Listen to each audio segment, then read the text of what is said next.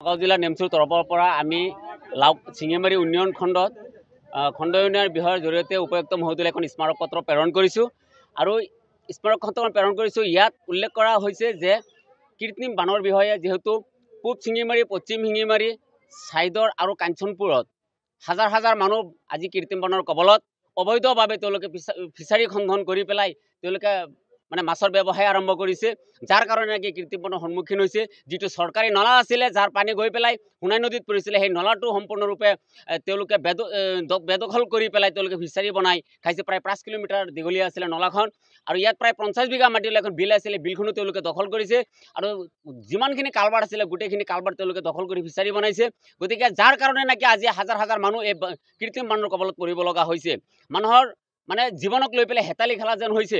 কাৰণ চাওক, আপোনাৰ গৰু ছাগলীটো এইখিনিতো সমস্যা আছেই, কিন্তু মানুহৰ যি সমস্যা আপোনালোকে চালে চকুলো ওলাই আহিব।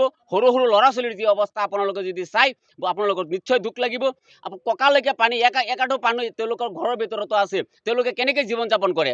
গোটেই দিন মানুহখিনি ৰাস্তাৰ কিনাৰত আহি পেলাই বহি থাকে, আকৌ সন্ধিয়া হ'লে সেই তিতা কাপোৰ পিন্ধি পেলাই আকৌ ঘৰত গৈ শুব লাগে। বহুতে ঘৰ এৰি পেলাই এতিয়া শিবিৰ বনাই থাকিব লগা হৈছে। কিন্তু আচৰিত কথাটো হ'ল কি, চবতকৈ দুখ লগা কথাটো হ'ল যে চিঙিমাৰী উন্নয়ন খণ্ডৰ গাতে লাগি থকা গাঁওখন, য'ত গোটেই ইমান শ মানুহ কৃত্ৰিম বানৰ কবলত পৰি ককবকাই আছে আৰু খণ্ড উন্নয়ন বিষয়াৰ কাৰ্যালয়ৰ গাতে লাগি থকা খণ্ড উন্নয়ন বিষয়াৰ কাৰ্যালয়ৰ পৰা যিখিনি দেখা যায় যে এনেকুৱা অৱস্থাত মানুহখিনি দুৰ্ভোগ ভুগি আছে, কিন্তু খণ্ড উন্নয়ন বিষয়াই আজিলৈকে তেখেতে এষাৰ মাতো দিয়া নাই। এই আচৰিত কথা। খণ্ড উন্নয়ন বিষয়া নিজৰ অফিচৰ পৰাই চাই বস্তুখিনি, কিন্তু চাইও তেওঁলোকে কিন্তু আজিলৈকে ইয়াত কোনো কাণসাৰ দিয়া নাই বা কোনো ধৰণৰ মনোযোগ তেখেতে দিয়া নাই। নৱনিৰ্বাচিত যিজন সভাপতি আছে, পঞ্চায়তৰ সভাপতিৰ ঘৰৰ লগতে এনেকুৱা অৱস্থা, কিন্তু সভাপতিজনে আজিলৈকে তেওঁলোকে কোনো মানুহৰ খা খবৰ লোৱা নাই। কোনো বিধায়ক আছে ইয়াৰ, কিন্তু বিধায়কজনে আজিলৈকে কোনো ধৰণৰ খা খবৰ লোৱা নাই। এয়া এটা আচৰিত কথা। গতিকে আজি আপোনালোকে চাইছে স্বতঃস্ফূৰ্তভাৱে আজি মহিলাসকল ওলাই আহিছে, কাৰণ আমাৰ অকণমান দেৰিও হৈছে, কাৰণ মানুহখিনি আহি পেলাই কাপোৰ সলনি কৰি মহিলাসকলে আকৌ ইয়াত আহিব লগা হৈছে। এতিয়াও আহি আছে মহিলাসকল। অতি দুখজনক বিষয়। গতিকে আজি যি স্মাৰক পত্ৰ আমি খণ্ড উন্নয়ন বিষয়াৰ জৰিয়তে আমি আয়ুক্ত মহোদয়লৈ আমি প্ৰেৰণ কৰিছোঁ, আমি আশাবাদী যে নিশ্চয় আয়ুক্ত মহোদয় দেৱাশীষ শৰ্মা ডাঙৰীয়াই ইয়াৰ বিহিত ব্যৱস্থা ল'ব। নিশ্চয় অবৈধভাৱে তেওঁলোকে যি ফিচাৰী খনন কৰি আছে সেইবোৰ নিশ্চয় উচ্ছেদ কৰি পেলাই এই মানুহখিনিক আপোনাৰ কৃত্ৰিম বানৰ পৰা মুক্ত কৰিব বুলি আমি আশাবাদী।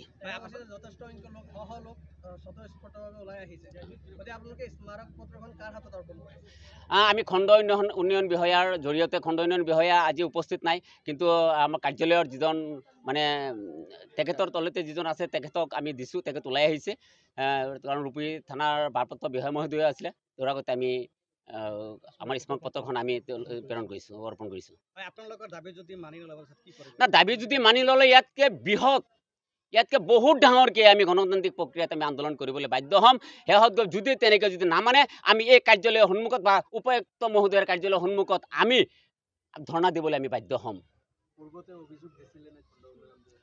খণ্ড উন্নয়ন বিষয়াক স্থানীয় মানুহে অভিযোগ দিছে বুলি কৈছে মৌখিক, কিন্তু লিখিত কোনো অভিযোগ তেওঁলোকে দিয়া নাই।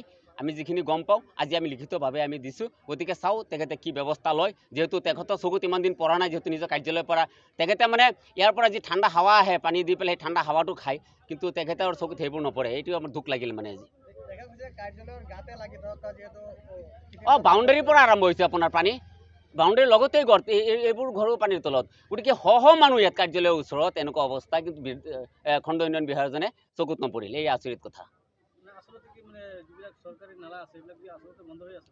চৰকাৰী নালা যিবোৰ আছে চব বন্ধ কৰিছে, তেওঁলোকে কালভাৰো বন্ধ কৰিছে, তেওঁলোকে বিলখনো বন্ধ কৰিছে, চব নিজৰ দখলত নি পেলাই আজি এই মানুহখিনি এনে অৱস্থা কৰিছে তেওঁলোকে।